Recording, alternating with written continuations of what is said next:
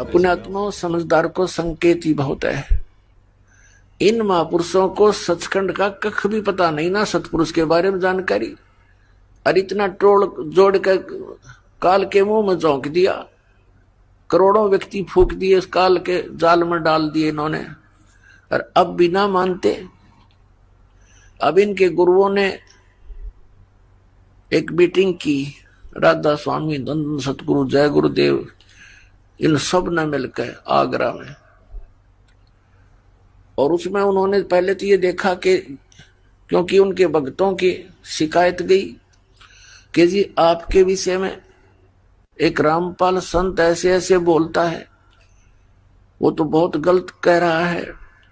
उन्होंने मीटिंग की, हमारी यहां से सीडी ले गए, वो उन्होंने सीडी देखा और सबको वहां बुला लिया। 600 एकड़ जमीन किराए, पहली जनवरी की बात है 2012 में, जनवरी में, और खड़ी फसल का मुआवजा दे दिया, और ये सब जगह मुनादी करवा दी कि सबने आना है, गुरुजी एक नवी गल दसेंगे। तो इस श्रद्धालु तो पहुंच जाते हैं, पता नहीं क्या फार्मूला और बताओगे भक्ति का। कई लाख व्यक्ति इकट्ठे हो गए, 600 एकड़ जमीन, उत्तराखंड जमीन, करोड़ों आदमी आ जाए उसमें। पहले तो उन्होंने डिस्कस किया कि रामपाल का क्या करें इसका। अब रामपाल का क्या करेंगे, पहले तो अपनी किताब ना फूको इनने, जब रामपाल का करियो कि मैं करोगे थे। तुमने लिख रखी, तुम्हारे प्रवचन तुम्हारा ही ज्ञान दास तो पढ़ के सुनावा है भाई, पुस्तक मोल ले रखी है, आप पढ़ो औरों को पढ़ाऊं, देखो ये महापुरुष ऐसा ज्ञान देते हैं। फिर सीडी दिखाई, उनका नहीं समझ में आई कि अभी केस करेंगे तो किस पे करोगे, इनकी दूरी पोल खोल लूंगा। फिर करके देखो एक बार, अगर ये थोड़ा सी हिम्मत कर लेते इस पर बैन लग जाए पूरे पंथ पे, इसका एक भी शब्द जनता में नहीं जा सकता इनका। ऐसा बेहुदा ज्ञान है इन लोगों का, कख भी नहीं पता, दुनिया को करोड़ों लोगों को डबो दिया। फिर उन्होंने नवी गल ये दसी सबको कि किसी की पुस्तक नहीं पढ़ना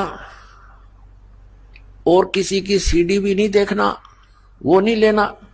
ये नवी गल दस का सबका थपकी मार के भेज दिए।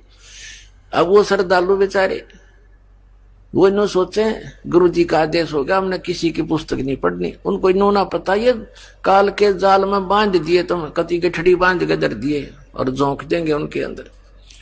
ज्ञान पढ़ने में क्या दिक्कत है, हमारा भी पढ़ो और उनका भी पढ़ो, हमारा भी सीडी देखो उनकी भी सीडी देखो, तब निर्णय होगा कहां जा रहे हो तुम।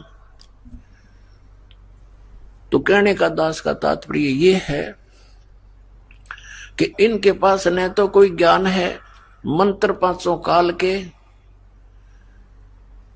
और ये सिरसा वाले सच्चा सौदा वालों ने थोड़ी सी भिन्नता कर ली। किसी ने कह दिया होगा कि ये तो ज्योत निरंजन, ओंकार, ररंकार, सतनाम आदि ये तो सारे ही काल के जाप है, सतपुरुष का तो जिक्र भी नहीं इसमें।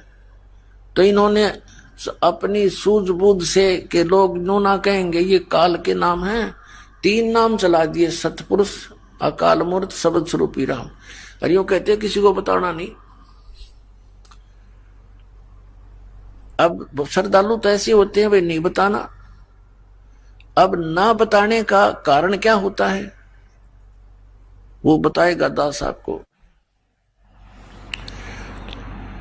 अब ये अकाल मूर्त, शब्द स्वरूपी राम और सतपुरुष ये तो एक ही परमात्मा के महिमात्मक वचन शब्द हैं और पर्यायवाची है। जैसे जल पानी नीर, जल पानी नीर। अब जल कह दो, 3 कहने की क्या आवश्यकता है, जल कहो चाहे पानी कह दो चाहे नीर कह दो। जल पानी नीर कहने से मोक्ष हो जाएगा, यानी सतपुरुष, काल मूर्त, शब्द स्वरूपी राम ये रटते रहो, नहीं।